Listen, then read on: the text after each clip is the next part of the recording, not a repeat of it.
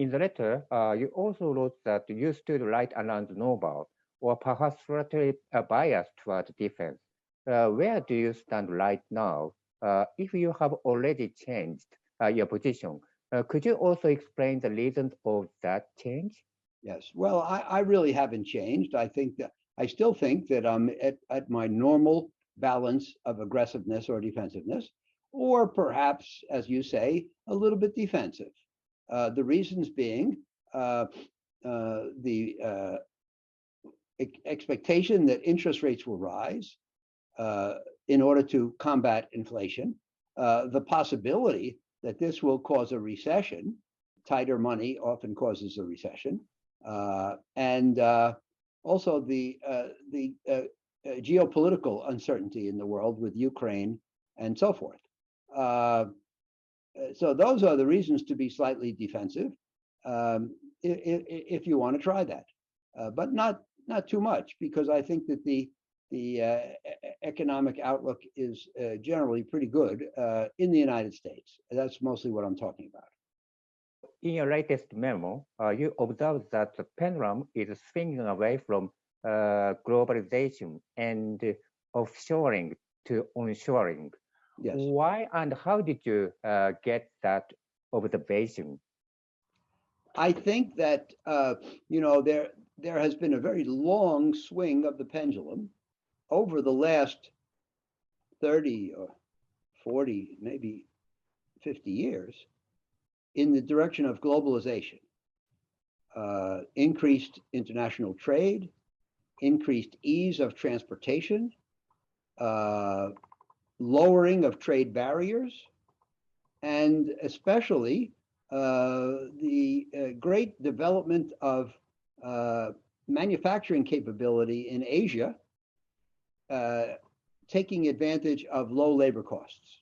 Now, I think the pendulum is swinging away because the pandemic and, of course, the war in Ukraine with regard to energy have disclosed the downside of offshoring and globalization, which is the reliance on distant sources. So I think, as I said in the memo, I think to some degree, you're going to see a swing from people pursuing the cheapest goods to people pursuing the safest or the surest sources of goods. And those are more likely to be onshore in the United States. The cost will go up, but some people will judge that to be worth it in order to have more confidence in the supply chain. And of course, supply chain, if you Googled supply chain this year, you would find thousands of citations. If you did it 5 years ago, you probably wouldn't find any, because 5 years ago we were obtaining our supplies largely in Asia, but for the often offshore. But nobody was concerned about it. Nobody was worried about supply chain difficulties. So I do think that there's a swing back, and I think I use the example of semiconductors. And I think that you'll see a lot of semiconductor manufacturers building plants in the U.S. with, I should add, with government encouragement. So what kinds of investment opportunities will that transition create? Definitely, there is a strong possibility that semiconductors in the United States, the prices of those companies, stocks, will go up.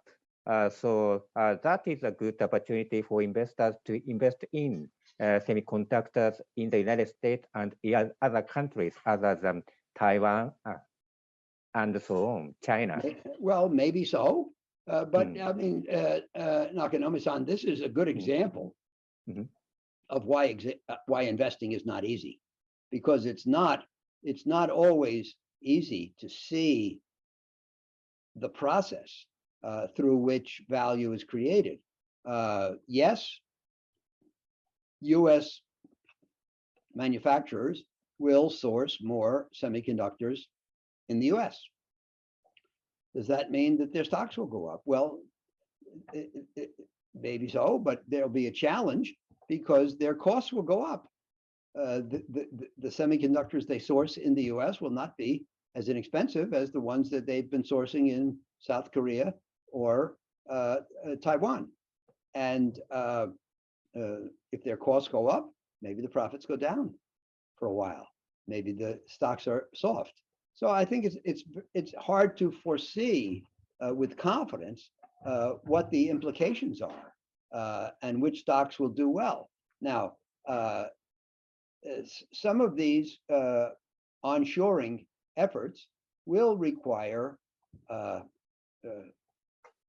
land, construction of factories, building of infrastructure. I mentioned this in the memo. Power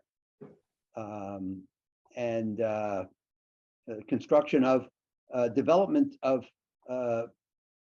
houses and shops around the factories. You know, the factories are likely to be very large, require a lot of land, maybe be built in areas that are not developed at the present time. So I think there will be opportunities in developing some of the surrounding land.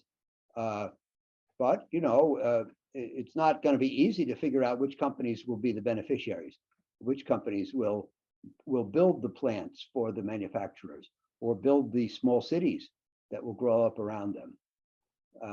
But we can all try. How do you think about the impact of interest rate hikes and QT by FRB to stocks and other financial assets?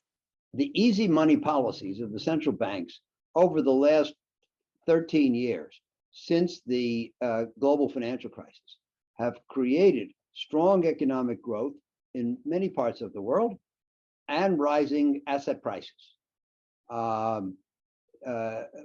But the very strong stimulus engaged in the pandemic has introduced inflation. And the world wants to combat that inflation now with tighter money, quantitative tightening, interest rate increases, shrinking of the Fed balance sheet. All of these things imply slower business. And most programs of tightening have produced recessions historically. Now there are some conditions, the consumer in the US is in very good shape, and thus there may not be a recession. But I think that you know, you have to worry about it if you are given to these things. And so, you know, the most likely result will be a recession, and higher interest rates and recession generally should result in lower asset prices. And this is the reason for my defensiveness.